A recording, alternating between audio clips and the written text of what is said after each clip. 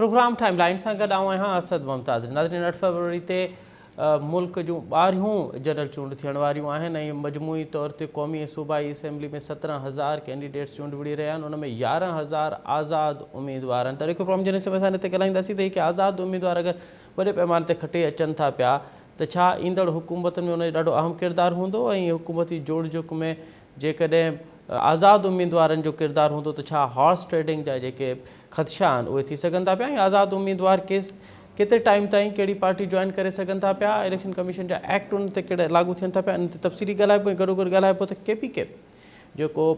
PTI जो गढ़ रहियो आहे। गुज़िरियल 2 हुकूमतूं PTI जूं उते रहियूं आहिनि त हिननि चूंडनि में PTI जी छा पोज़ीशन आहे, छा PTI पंहिंजी फतह जो दिफ़ा करे सघंदी। मौलाना फज़लुर रहमान जी पार्टी JU आहे जेका मकानी चूंडनि में त पेशावर उन फतह कयो हो, बाक़ी सूबे में उनजी कहिड़ी पोज़ीशन आहे, नून लीग ऐं पीपल्स पार्टी उते केतिरो असरु रखनि थियूं पियूं ऐं ख़ुदि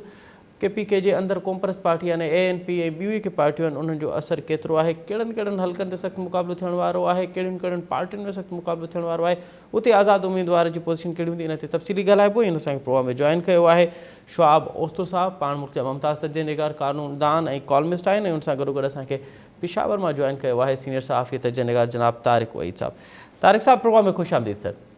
बहुत शुक्रिया तारिक साहब, सबसे पहले तो हमें ज़रा KPK की पॉलिटिकल डेमोग्राफी के हवाले से आगाह कीजिएगा कि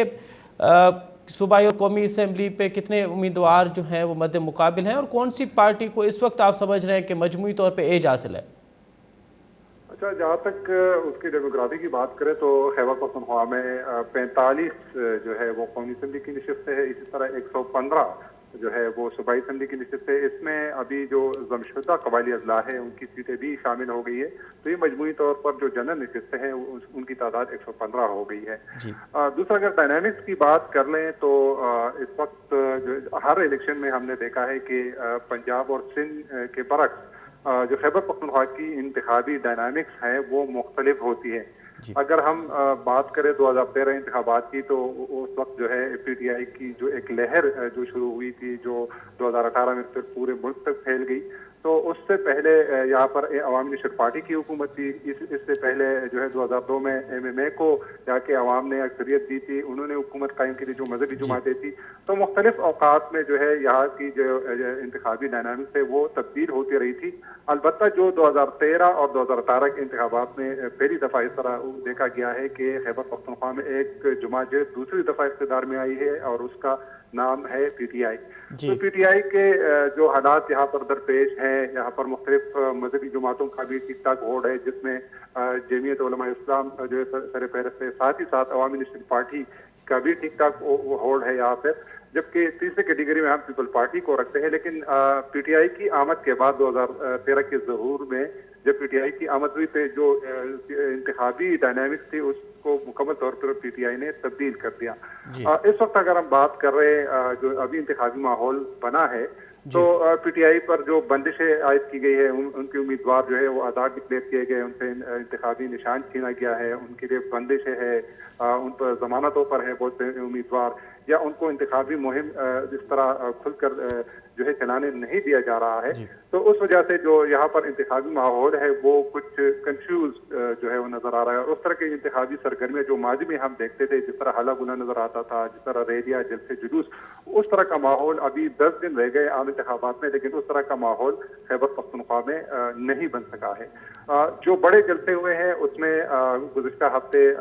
मुस्लिम लीग के सरबराह मियां नवाज शरीफ ने मानसेरा में जलसा किया था और मानसेरा का इंतखाब भी इसलिए किया गया था कि मानसेरा इब्ताबाद हजारा डिवीजन का जो इलाके वहाँ पर सिर्फ मुस्लिम लीग नून का ठीक ठाक वोट बैंक मौजूद है। अगर PTI ने उसको डैमेज किया है पिछले इंतखाबात में, लेकिन फिर भी वहाँ पर उनके फॉलोअर्स मौजूद है। इसके अलावा बिलावल भुट्टो जरदारी ने कल पहला जो अवामी जलसा था वो पेशावर में किया। उसको कामयाब शो तो नहीं कहा जा सकता, लेकिन एक मरकजी लीडर की तरफ से पहली आमद की कि उसने पेशावर में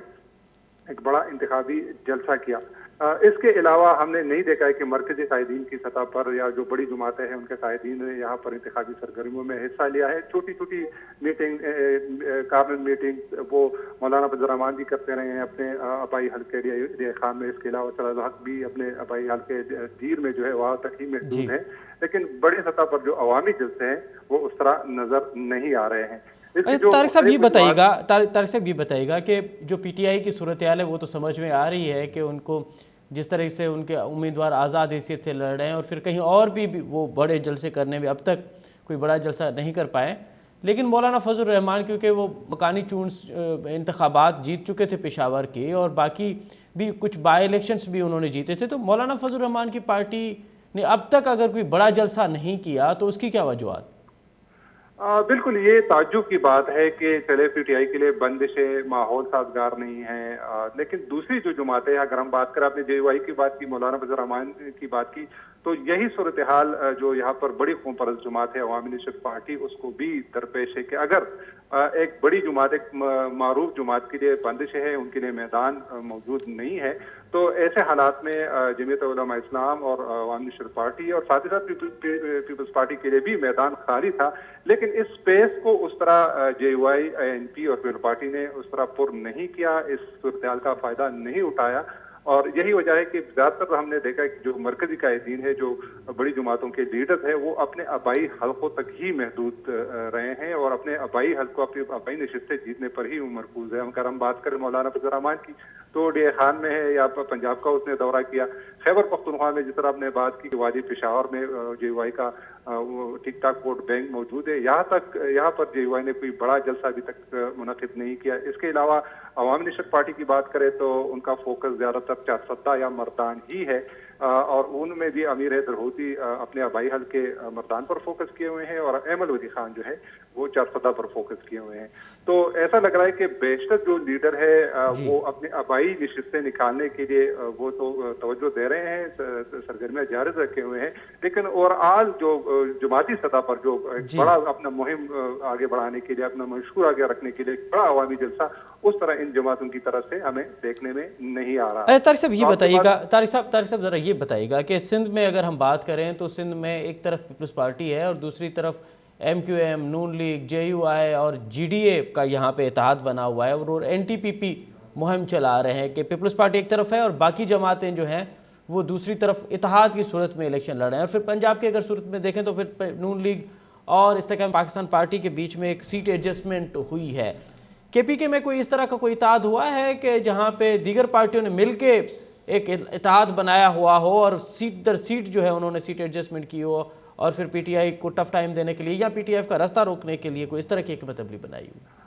बिल्कुल, इस तरह की एक कोशिश जब सुप्रीम कोर्ट के अहकाम पर इलेक्शन शेड्यूल का ऐलान हुआ तो उसके बाद से यहाँ पर जो PDM में माजी में शामिल जमातें थी, जिसमें मुस्लिम लीग नून, पीपल्स पार्टी, JUI और अवामी नेशनल पार्टी ने एक कोशिश की थी कि उनके सूबाई जो कायदीन थे उन्होंने मुख्तलिफ मुकामात पर मुलाकातें की थी, वफूद का तबादला ख्याल हुआ था और उनकी कोशिश थी कि वो NTPTI जो है एक फोर्स बना ले, मुख्तलिफ इलाकों में वो सीट एडजस्टमेंट कर ले कि जिन इलाकों में JUI की अक्सरियत है तो वहाँ पर अवामी नेशनल पार्टी के उम्मीदवार उनका साथ है, इस तरह जिन इलाकों में NP के लोग मौजूद है, फॉलोअर मौजूद है तो वहाँ पर JUI उनका साथ है। तो एक तरह से एक सीट एडजस्टमेंट की कोशिश की गई थी। तकरीबन हफ्ता 10 दिन तक मुख्तलिफ मीटिंग इजलासों का सिलसिला भी जारी रहा, लेकिन उसका कोई फायदा नहीं निकला, कोई इत्तेफाक राय उस पर कायम नहीं हुआ और उसकी बुनियादी वजह भी यही थी कि जो नशस्तें जितनी नशस्तें JUI मांग रही थी उतनी वो अवामी नेशनल पार्टी या मुस्लिम लीग नून देने को तैयार नहीं थी। इस तरह जो दीगर जमातें जो चाह रहे थे वो JUI देने को तैयार नहीं थी। तो बाद में ये फैसला किया गया कि जो अजला की सतह पर जो अजलाई तंजीम, जिली तंजीमें हैं वो अपने इलाके की मुनासबत से सीट एडजस्टमेंट कर सकती है, उनको इजाजत दी गई, लेकिन ओवरऑल इस तरह की सूरत हाल देखने में नहीं आ रही है और ऐसा लग रहा है कि खैबर पख्तूनख्वा में जितनी भी सियासी जमातें हैं वो सोलो फ्लाइट के जरिए वो इंतखाबात लड़ेगी। 2-3 इलाकों में इस तरह हुआ है कि सीट एडजस्टमेंट हुई है इलाकाई सतह पर कि कहीं पर अगर जमीयत उलमा इस्लाम का उम्मीदवार स्ट्रांग है, वहाँ पर NP का कोई वोट बैंक मौजूद ही नहीं है, तो आपस की अंडरस्टैंडिंग में 2-3 मुकामात पर इस तरह हुआ है, लेकिन ओवरऑल हमने देखा है कि कोई इस तरह की सीट एडजस्टमेंट नहीं की गई है और तमाम जमातें जो है वो सोलो फ्लाइट से इंतखाबी मैदान में उतरेगी। अरे तारिक साहब, अब ज़रा ये बताइएगा कि क्योंकि गुज़िश्ता हुकूमत 2 मरतबा PTI की हुकूमत रही है KPK में और फिर वफाक में 1 मरतबा हुकूमत रही, लेकिन जिस तरह से PTI की हुकूमत चली गई और उसके बाद उसकी जो मरकज़ी क़यादत थी फिर वो जिस तरह से PTI को छोड़ गई है और या फिर इंतखाबात से अलग हुई है, तो इस मरतबा PTI के कैंडिडेट्स वहाँ क्या कितने परसेंट कैंडिडेट्स जो हैं वो नए हैं और पहली मरतबा इंतखाबात लड़ रहे हैं, जोश कैसा है उनका, और फिर आप क्या समझते हैं कि कौन से ऐसे हलके हैं जहाँ पे आप समझ रहे हैं कि टफ मुकाबला होने को है? देखिए, जो पीटीआई का एलिमेंट है वो यहाँ पर इंतखाबी सियासत को बाकी सूबों से मुख्तलिफ करता है। वोट बैंक की बात कर लें, उनके खिलाफ जो उनकी क़यादत के खिलाफ जो कार्रवाइयाँ हुई हैं 9 मई के वाक़यात के बाद, उनकी क़यादत बेशतर जो है वो अपनी ज़मानतें कराने या भागने दौड़ने में मसरूफ़ थे, पुलिस से बचाव के लिए, मुख्तलिफ इदारों से बचाव के लिए वो मसरूफ़ थे। तो अब भी जो सूरत हाल बन रही है कि पीटीआई का वोट बैंक उसी तरह इंटैक्ट है, बरकरार है। अब उसी तरह 2013 में जिस तरह पीटीआई को मैंडेट मिला था, 2018 में उससे बढ़कर मिला था। तो जो मेरा ख्याल है कि जो वोट बैंक है वो कम नहीं बल्कि ज्यादा हुआ है। इसमें जो फैक्टर, जो आंसर जो शामिल हुआ है वो सिंपैथीज का है, हमदर्दी का जो वोट है वो भी अब पीटीआई के खाते में आ रहा है। लेकिन जो ग्राउंड पर उम्मीदवारों की आपने बात की, उम्मीदवारों का वो जितने भी अब चूंकि ज्यादातर जो है आजाद डिक्लेयर हुए हैं, तो उनका जो एक्सटर्नल तो कोई मसला नहीं है, उनके उम्मीदवार अब भी मजबूत है, उनसे इंतखाबी निशान छिन गया है। लेकिन रातों रात ही चंद ही दिनों में जितने भी उनके पीटीआई के फॉलोअर्स हैं, जितने भी सोशल मीडिया पे मशहूर, उन्होंने अपने इंतखाबी जो नए उनको निशानात लाट हुए हैं वो अपने कारकुनों तक तकरीबन पहुंचा दिए। मेरा ज़ाती ख्याल ये है कि इंतखाबी निशान छीनने के बाद पीटीआई के वोट को अगर बहुत ज्यादा भी डैमेज करेगा तो वो 5% या 6% से ज्यादा नहीं होगा, क्योंकि अपने मुख्तलिफ इलाकों में जितने भी आजाद उम्मीदवार हैं उन्होंने अपने इंतखाबी निशानात जो है वो अपने फॉलोअर्स तक जो है मुंतकिल कर दिए हैं। बल्कि मैं आपको बताऊं कि ऐसे इलाके में है जहां पर अगर जो वोटर है वो उम्मीदवारों को फॉलो कर रहे हैं, वो उनका पता कर रहे हैं कि भाई उनका इंतखाबी निशान क्या है। तो ये डिफरेंस है पंजाब और दिल्ली के खैबर पख्तूनख्वा में कि यहाँ पर पीटीआई का फॉलोअर उस तरह मौजूद है, वोट बैंक उसी तरह। आप कह रहे हैं कि वहाँ पे जो पीटीआई का जो फॉलोअर है या जो उनका कारकुन है वो ज्यादा चार्ज्ड है बनिस्बत दीगर सूबों और दीगर इलाकों से। तारिक वली साहब, बिल्कुल रास्त में ये बताइएगा कि आपको क्या लगता है कि हमने देखा कि 2018 में तो पीपल्स पार्टी को कोई बड़ी कामयाबी हासिल नहीं हुई केपीके से, और फिर 2013 में कुछ नशिस्तें उन्होंने कामयाब की, कुछ नशिस्तें वहाँ से लेने में कामयाब हुई थी, और उससे पहले 2008 में तो एक मखलूत हुकूमत भी बनी थी, उसमें पीपल्स पार्टी का शेयर था। अब कितने % आपको लगता है कि पीपल्स पार्टी कौमी और सूबाई असेंबली की नशिस्तें लेने में कामयाब होगी? देखिए, पीटीआई जो पीपल्स पार्टी की बात करें तो पीपल्स पार्टी का ठीक ठाक वोट बैंक यहाँ पर खैबर पख्तूनख्वा के मुख्तलिफ पॉकेट्स में मौजूद है। मैं आपको बताऊं कि दीर का जो इलाका है वो माजी में जो है पीटीआई का गढ़ समझा जाता था। इस तरह पेशावर की मुख्तलिफ नशिस्तों पर माजी में हमने देखा है कि पीपल्स पार्टी के जो उम्मीदवार थे वो अपनी नशिस्तें निकालते थे। इसके अलावा जनूबी अजदा है जिसमें डेरा इस्माइल खान है, इस तरह सवाबी में, इवन नौशहरा में भी इस तरह इसके ठीक ठाक वोट बैंक और उम्मीदवार मौजूद थे। लेकिन यहाँ पर जो बड़ा मसला पीपल्स पार्टी को आया कि यहाँ पर क़यादत का बहरान है। यहाँ पर मुख्तलिफ औकात में जो तंजीमी ढांचा था वो उस तरह खड़ा नहीं किया गया, उस तरह तंजीमी सरगर्मियाँ सामने नहीं आ रही। हमने देखा है कि बेशतर औकात में उनके जो सूबाई कायदीन है, जो तंजीमी अहदेदार है, वो आपस की खिंचातानी में ही मसरूफ थे, और वो उन्होंने तंजीमी ढांचे को मजबूत करने में, उसको आगे बढ़ाने में उस तरह किरदार अदा नहीं किया। बेशतर जो उनके रहनुमा थे यहाँ पर वो शख्सी। क्या तारिक साहब 2018 की पोजीशन से बेहतर है इस वक्त पीपल्स पार्टी की पोजीशन, या आप समझ रहे हैं कि उससे कमजोर है? मेरा ख्याल में बेहतर तो नहीं कह सकते, लेकिन उसी 2018 की पोजीशन पर ही पीपल्स पार्टी मौजूद है। बहुत शुक्रिया। वो अगर मैं अंदाजा लगा दूं तो अगर 115 नशिस्तें हैं तो पीपल्स पार्टी अगर और जोर मारे, क्योंकि अभी ज्यादा फोकस जो है पीपल्स पार्टी का खैबर पख्तूनख्वा में, बिलावल भुट्टो साहब जो है वो तवातुर के साथ यहाँ पर दौरे करते रहे हैं, जलसे करते रहे हैं, तो उसका असरात भी डाल दे तो मेरे ख्याल में 10-15 तक जो है सूबाई नशिस्तें वो निकाल सकती है। बहुत शुक्रिया तारिक साहब, आपने बड़ा तफसीली तौर पे केपीके की पॉलिटिकल डेमोग्राफी और आने वाले इंतखाबात के हवाले से आपने पार्टी पोजीशन, फिर वोटर्स और फिर वहाँ पे जो हल्कों में जहाँ जहाँ सख्त मुकाबले हैं आप उनकी निशानदेही की, और आपके नज़दीक जो है टफ मुकाबला होने वाला है। अब देखना ये है कि कौन जीतता है, ये तो इंतखाबात वाले दिन के पे छोड़ते हैं। प्रोग्राम में वधूं था पिया 12 जनरल इलेक्शन थियण वारियूं आहिनि, ऐं इन में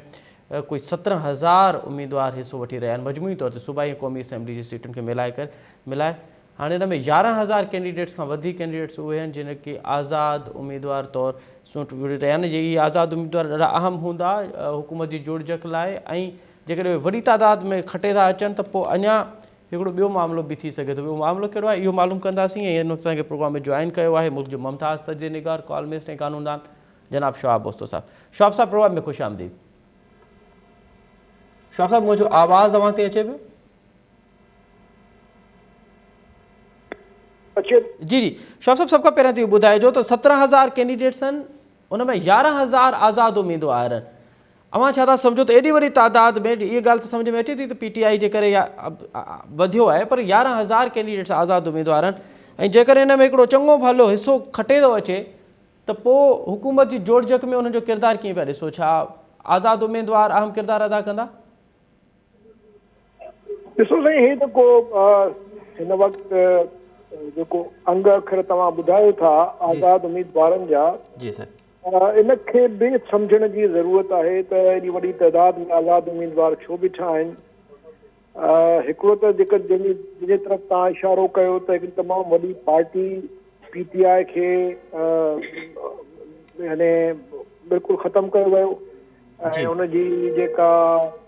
सॼी जेका बि क़यादत हुई उहा जेका फर्स्ट लाइन जी क़यादत आहे उहा जेलनि में आहे या मफ़रूर आहे। जी तो बाक़ी जेके उन्हनि जा जेके बि उम्मीदवार हुया हाणे उहे सभई जा सभई आज़ाद उम्मीदवार जे तौर ते बीहनि था। हिकिड़ो त इहो इज़ाफ़ो थियो आहे। ॿियो मां सम्झां थो त हिकिड़ी हिन इलेक्शन्स में हिकिड़ी अहिड़ी लहर नज़र अचे थी मूंखे जेका मां सम्झां थो त इन जे करे पैदा थी आहे जो माण्हुनि जो कंहिं बि पॉलिटिकल पार्टीअ में को हाणे ख़ासि वैसाव न रहियो आहे ऐं इवन PMLN जे बारे में बि हालांकि तमामु वॾी हाइप क्रिएट कई वई आहे त PMLN इलेक्शन खटंदी ऐं नवाज़ शरीफ़ साहब बसि प्राइम मिनिस्टर थियो पियो आहे ऐं पंजाब जे अंदरि तव्हांखे ख़बर आहे जॾहिं अहिड़े क़िस्म जी जेकॾहिं का को इम्प्रेशन अहिड़ो पैदा कयो वेंदो आहे त हुन में आम तौर ते उनखे वधीक उम्मीदवार उन पार्टीअ में वेंदा आहिनि। पर हिन दफ़े जेके आज़ाद उम्मीदवार उथिया आहिनि उन में माण्हुनि जो जेको रुझान आहे उहो जनरली आहे जेका मौजूदा क़यादत आहे जेके मुख़्तलिफ़ पार्टियूं आहिनि उन्हनि जो बाज़ी जेको रिकॉर्ड रहियो आहे उहो तसली बख़्श कोन्हे बल्कि माण्हुनि में मायूसी आहे। उन में इवन नवाज़ शरीफ़ जी पार्टी जे बारे में माण्हुनि खे का ख़ासि ख़ुशफ़हमी कोन्हे छाकाणि त नवाज़ शरीफ़ जी हुकूमत पहिरियों 3 दफ़ा अची चुकी आहे, चोथों दफ़ो हुनजो भाउ अची चुको आहे। तो मुसलसल पंजाब में नवाज़ शरीफ़ हुकूमत कई आहे या हुनजी फैमिली कई आहे पर उनजे बावजूद भी पंजाब के अंदर तमाम घणा मसला आहिनि। सिंध जी सूरत अञा वधीक ख़राबु आहे। सिंध में माण्हुनि खे त तमामु वॾा शिकवा आहिनि, ॾुख आहिनि, रंज आहे, ग़म आहे ऐं गुस्सो आहे ऐं हितां जी क़यादत जेका आहे उहा त अञा वधीक मां ॾिसां थो त तकबुर जो शिकार आहे। उन्हनि खे त माण्हुनि खे दड़का था ॾियनि, माण्हुनि खे धमकियूं था ॾियनि त तव्हांजो पाणी बंदि करे छॾींदासीं जेकॾहिं तव्हां असांखे वोट न ॾिनो। माण्हुनि में हिकिड़ी आम जेको वोटर आहे उन में हिकिड़ो गुस्सो बि आहे ऐं उन में हिकिड़ो हाणे हिकिड़ो अहसासु पैदा थियो आहे त हे जेका क़यादत आहे मौजूदा क़यादत जेका काफ़ी हफ़्ते खां वठी पई हले इनखे जेकॾहिं असां लोकल लेवल ते चैलेंज न कंदासीं त शायदि असांजे लाइ हाणे तब्दीलीअ जो जेको ख्वाब आहे कॾहिं बि पूरो कोन थींदो। माण्हू हिन दफ़े इलेक्शन्स में बीठा आहिनि ऐं इन उम्मीद सां बीठा आहिनि त इहा जेका मौजूदा क़यादत आहे उन्हनि जी जेका मायूसी आहे उन मायूसीअ जो जेको फ़ाइदो आहे उहो इलेक्शन में शायदि असांखे मिलंदो। शौक़ साहब भला एॾी वॾी तादाद में जेकॾहिं आज़ाद उम्मीदवार बीठा आहिनि तव्हां छा था सम्झो इहा हिकिड़ी उम्मीद आहे, हिकिड़ो पॉज़िटिव गेस्चर आहे त माण्हू इन पॉलिटिकल जेका प्रैक्टिस आहे उन खां परे नथो रहणु चाहे, उहो चाहे थो त उनजो बि शेयर हुजणु घुरिजे? बिल्कुलु आहे। ॾिसो मां तव्हांखे जेका ॻाल्हि शुरू में कई त माण्हुनि जी जेका आम वोटर जेको आहे उहो मौजूदा क़यादत मां ख़ुशि कोन्हे। मजबूरी जी हिकिड़ी सूरत ज़रूरु आहे सिंध में ख़ासि तौर ते त त को मुतबादिल सियासी पार्टी कोन्हे जेका मौजूदा क़यादत खे चैलेंज करे, तंहिंजे करे माण्हू निकिता आहिनि ऐं आज़ाद तौर ते इलेक्शन में बीठा आहिनि। कुझु माण्हू अहिड़ा बि बीठा आहिनि जिन खे पंहिंजी बिरादरीअ जो, पंहिंजे इलाइक़े में जेको उन्हनि जो पुराणो थोरो घणो जेको असर रसूख़ आहे उहो सम्झनि था त असांखे उनजो फ़ाइदो थींदो। प्लस जेको जनरल इम्प्रेशन आहे, उहा जेको मां तव्हांखे पहिरियों बि चयुमि त जनरल इम्प्रेशन इहो ई आहे त माण्हू ख़ुशि न आहिनि हिननि मौजूदा क़यादत मां। तंहिंजे करे जेकॾहिं इंडिपेंडेंट कैंडिडेट्स घणी तइदाद में खटी था अचनि, जंहिंजो इम्कान मूंखे घटि थो नज़र अचे, छाकाणि त हीअ इलेक्शन त बेसिकली रिग्ड आहे ऐं रिगिंग थींदी ऐं वॾे पैमाने ते थी चुकी आहे हिकिड़े लिहाज़ खां, जो की वॾी पार्टीअ खे कॾहिं ॿाहिरि फिटी करे छॾियो आहे। ऐं हिते जेके आरओज़ आहिनि, जेके इलेक्शन जा जेके कराइण वारा आहिनि, उहे कामोरा आहिनि ऐं उहे कामोरा तमामु घणा पॉलिटिकल उन्हनि जूं वाबस्तगियूं आहिनि। उन्हनि जा ट्रांसफर पोस्टिंग अॼु बि जेको आहे सो जेका हितां जी क़यादत आहे उहा बि कराए ऐं साॻी सूरत हाल पंजाब जी बि आहे। त जॾहिं तव्हां ब्यूरोक्रेसी जे ज़रिए इलेक्शन कराईंदव ऐं उहा ब्यूरोक्रेसी जेका बिल्कुलु पॉलिटिकलाइज़ थी चुकी आहे, उहा उन्हनि जूं सियासी वाबस्तगियूं पैदा थी चुकियूं आहिनि, बल्कि उहे हाणे सियासी करंदा आहिनि इन्हनि पार्टियुनि जा। उन्हनि जे ज़रिए जेका इलेक्शन थींदी उहा ज़ाहिर शफ़ाफ़ न हूंदी,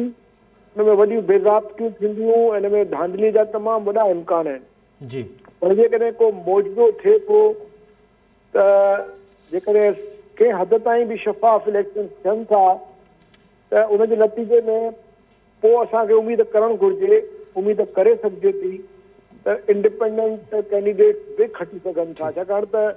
माण्हू इंडिपेंडेंट कैंडिडेट्स खे वोट ॾींदा ऐं जेकॾहिं इंडिपेंडेंस खटी था अचनि त पोइ यकीनन जेको इलेक्शन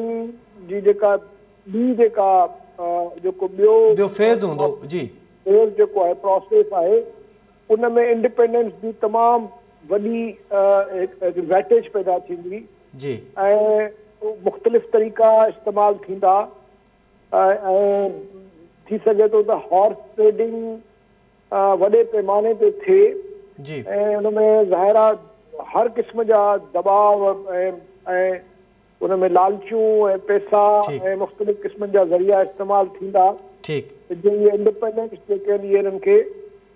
वोट कनि ऐं पोइ इंडिपेंडेंस जे लाइ का न का पार्टी ज्वाइन करणु बि ज़रूरी थी पवंदो। सो पोइ जेकॾहिं उहे पार्टी ज्वाइन कनि था त ज़ाहिर आहे उहा पार्टी पोइ इलेक्शन जेकॾहिं सुठे तरीक़े सां खणी था अचनि पोइ इंडिपेंडेंस खे त थी सघे हुकूमतूं बि ठाहिनि। तो हाणे सॼो जहिड़ो जेको थींदो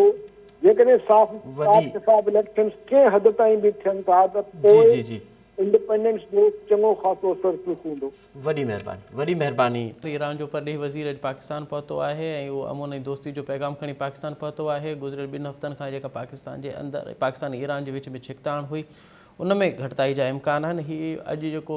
ईरान जो परॾेही वज़ीर पहुतो आहे उन जलील अब्बास जीलानी जेको पाकिस्तान जो निगरान परॾेही वज़ीर आहे उन सां मुलाक़ात कई आहे ऐं जेको इहे ख़दशा ॾेखारिया पिया वञनि त ईरान ऐं पाकिस्तान जे विच में ख़दशा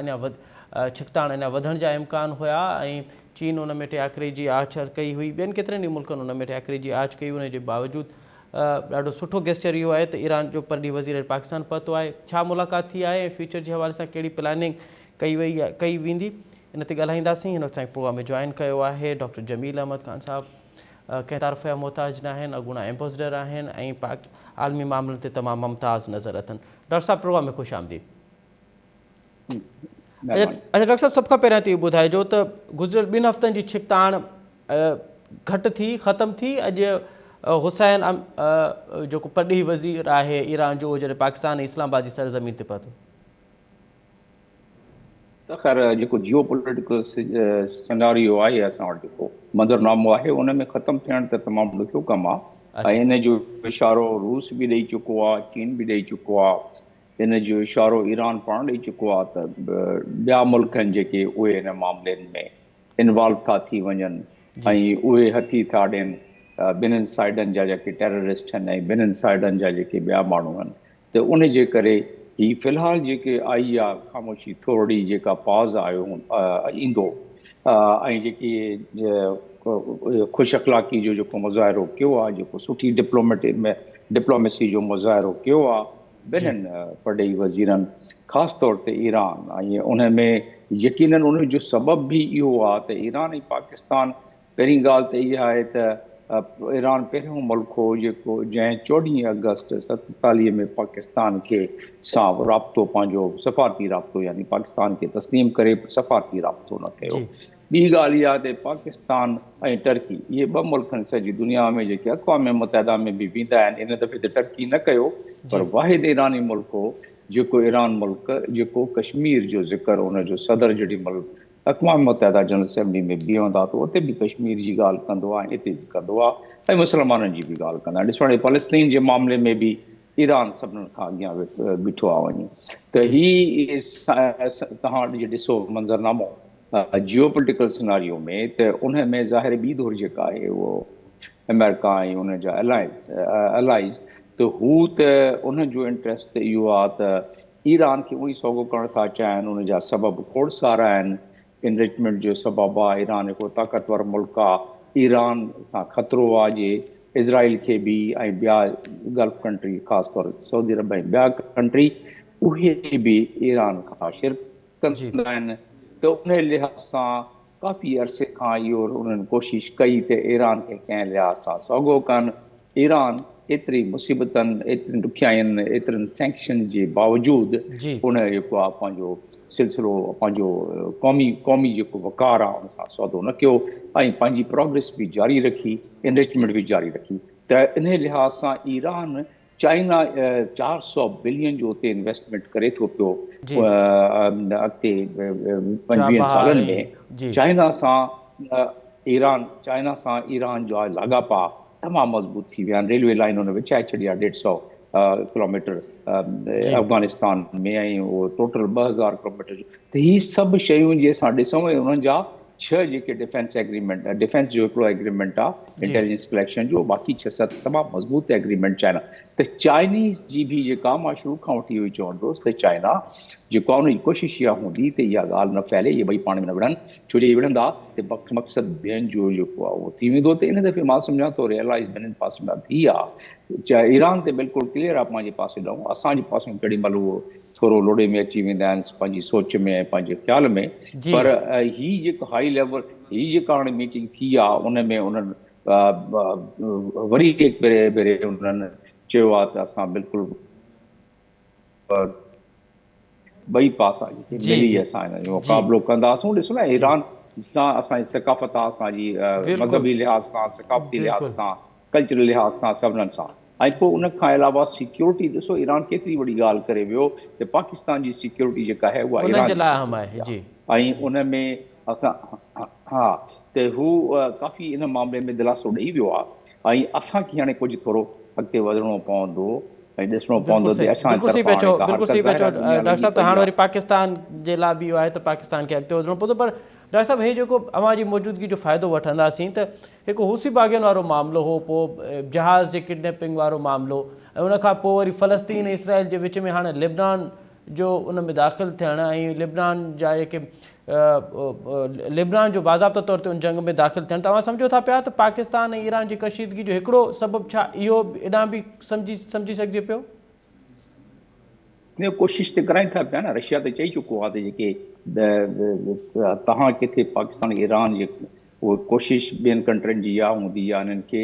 खिडौणे वांगुरु इहे इस्तेमालु न थी वञनि ॿई मुल्क। त इहो त रशिया बि चई चुको आहे, इशारो ॾेई चुको आहे, ऐं अॼु पंहिंजो फॉरेन मिनिस्टर बि करे चुको आहे इहो जंग फैलंदी त ज़ाहिर आहे ईरान जी इन्वॉल्वमेंट बि थी वेंदी, ऐं पाकिस्तान खे बि तमामु ॾुखियो वक़्तु अची वेंदो। सॼा जेके समूरा कंट्री आहिनि सभिनीनि खे पंहिंजी पोज़ीशन वठणी पवंदी, ऐं उन ते इकनॉमिक इफेक्ट थींदो ई थींदो, पर जियो पोलिटिकल इफेक्ट तमामु घणो थी पवंदो, ऐं उन में का न का पोज़ीशन पोइ वठण लाइ मजबूर कंदा, वॾी ताक़तूं मजबूर कंदियूं। हा, इहो लिबनान जी जंग ऐं सभिनीनि खां ख़तरनाक ॻाल्हि जेका कल्ह थी आहे उहा ई थी आहे त जॉर्डन में ड्रोन हमिलो थियो आहे अमेरिकन बेस ते, ऐं 3 अमेरिकन सोल्जर उहे जेके उन्हनि मारिजी विया आहिनि। उन जे करे टेंशन तमामु वधी वई, छो जॉर्डन में कॾहिं बि हमिलो वञी न थियो आहे। उन ते सॼो सिधो प्रेसिडेंट जेको आहे बाइडन ऐं बर्तानिया जो प्राइम मिनिस्टर ही ॿई इल्ज़ाम था आणनि इराक ते। होतियुनि जो बि तव्हां ॻाल्हि कई, होतियुनि जो बि इल्ज़ाम ईरान ते था आणनि ऐं इन जो बि इल्ज़ाम ईरान ते था आणनि। त उन जो मक़सदु इहो थियो त कोशिशि थी इहा ई हुई वेस्टर्न कंट्रीज़ इज़राइल जे थ्रू ऐं अलहदा इन में त हू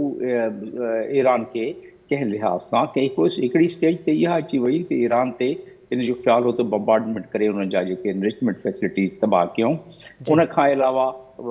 ऑपरेशन थींदा रहिया आहिनि। पर ईरान जेको आहे एतिरो उन में सियाणो आहे त उन पंहिंजी जेका स्प्लिंटर सेल्स या जेके उन्हनि जी स्लीपिंग सेल्स आहिनि, जेके उन्हनि जी प्रॉक्सी आहे, उहो सॼी गल्फ कंट्रीज़ में जाॾे काॾे उन्हनि फैलाए छॾी आहे, जिथे चाहिनि उहो मुक़ाबिलो ऐं हमिलो करे था सघनि। ही सुलेमानी जी जेका आहे उहा ज़हनी का उहा कोई कोशिशि हुई ऐं उन सभु इहो तयारु करे ॾिनो हिनखे, उनखे मारे छॾियऊं। त मक़सदु चवण जो इहो आहे त हा, होतियुनि जे लिहाज़ सां बि टेंशन वधंदी, लेबनान जे लिहाज़ सां बि वधीक टेंशन वधंदी। जेको कल्ह थियो आहे हिन में जॉर्डन में, उन जे लिहाज़ सां ऐं हाणे महसूसु इहो थियो पियो त टिट फॉर टैट अञा वधीक इहो सिलसिलो हलंदो। हाणे अॼु राति डॉक्टर साहब कते कलाई माफ़, डॉक्टर साहब कते कलाई माफ़, अवां जॾहिं चओ पिया त हीउ सिलसिलो अञा वधंदो ऐं इहा बाहि अञा फैलबी, त गुज़िरियल 3 महीननि खां असां ॾिसूं था, मिसाल 7 अक्टूबर खां इहो मामिलो शुरू थियो आहे। ईरान अञा बाज़ाब्ता तौर ते इन जंग जो हिसो न थियो आहे। छा इहा ईरान जी हिकमत अमली आहे त उहो ॾिसे थो पियो त फ़लस्तीन इसराइल कंहिं हद ताईं पंहिंजे पाण खे वाखो थो करे? न, उहा त हिकिड़ी ॻाल्हि त फ़लस्तीनियन पंहिंजी जेका इन दफ़े ताक़त ॾेखारी आहे, सॼी दुनिया हैरान रहिजी वई आहे ऐं खोड़ सारा वेस्टर्न कंट्री जा माण्हू उहे इस्लाम खे एज़ अ मज़हब ऐं क़ुरान करीम खे पढ़नि था पिया त उन में अहिड़ी कहिड़ी ताक़त आहे त हिकिड़ो नंढो ग्रुप न्यूक्लियर ताक़त जे साम्हूं बीठो आहे। 3 महीननि खां थी विया आहिनि। उन्हनि बिल्कुलु उन्हनि खे निस्तो नाबूद इन बिल्डिंगनि खे करे छॾियो आहे, पर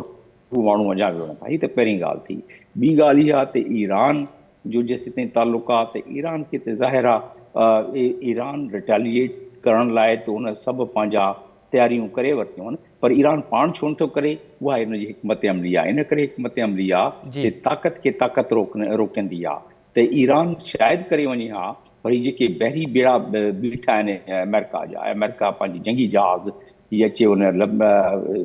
गाज़ा जे साम्हूं बीहारे छॾिया आहिनि ऐं बाक़ी अपनी पंहिंजी फोर्स जेका आहे उहे बीहारे, त उन जे करे ईरान नथो चाहे त कंहिं मुंहिंजे तजिए मूजिबि त कंहिं अहिड़ी जंग में डायरेक्ट इन में इन्वॉल्व थी वञे जंहिंमें उनजो नुक़सानु वधीक थी वञे। ज़ाहिर आहे उहो टैक्टिकल ऐं स्ट्रेटेजिकल मूव थींदी आहे, इहो महसूसु थिए थो पियो। ऐं इहो ई मक़सदु हो वॾी ताक़तनि जो, इज़राइल ऐं वेस्टर्न कंट्री जो, त असां अहिड़ो इन सॼी अरब मुल्क खे अहिड़ो क़ाबू करे वठूं त हू मदद न करे सघनि फ़लस्तीन जी। होती छो जो यमन वारा ही तमामु स्ट्रॉन्ग ट्राइबल माण्हू आहिनि। मां हुते काफ़ी अक़वाम मुतहिदा में 3.5 साल रही आयो आहियां, फौजी मां नौकिरी करे आयो आहियां अक़वाम मुतहिदा जी। त मां इन्हनि सभिनीनि जे इलाइक़नि में वियो आहियां। तमामु बेड़ू माण्हू आहिनि ऐं तमामु ई क़बाइली माण्हू आहिनि, ट्राइबल माण्हू आहिनि। इहा हिन वक़्तु ताईं ईरान जी हिकमत अमली आहे। हाणे ॾिसणो इहो आहे त इहो ईरान पंहिंजी हिकमत अमली बरक़रार रखे थो पियो या वरी ॿिया कम मामला थियनि पिया। वॾी महिरबानी डॉक्टर जमील अहमद ख़ान साहिबु। ॾाढो तफ़सीली तौर ते पाकिस्तान ईरान जे तालुक़ात ते ऐं अॼु ईरानी पहिरीं वज़ीर जेको पाकिस्तान पहुतो आहे उन खां बाद वारी सूरत हाल ते अवांजो इहो बि चवणु आहे त हिकु हमास ऐं इसराइल जी जेका जंग आहे उहा अञा वधंदी ऐं हिन जा इहा जेका बाहि आहे इहा रुकण जे बजाए अञा फैलिजण जा वधीक इम्कान। हाणे ॾिसणो इहो आहे त इहा बाहि कॾहिं थी ख़तमु थिए ऐं दुनिया हिकु दफ़ो ॿीहर अमुन चाहींदो ऐं हिन धरती ते जेको आहे हिकु दफ़ो ॿीहर जंग ख़तमु थींदी ऐं अमुन जो जेको नारो आहे उहो बरक़रार रखंदो। प्रोग्राम वक़्त में पुॼाणी थो पहुचे। असद मुमताज़ खे ॾींदा इजाज़त। सदाईं गॾु।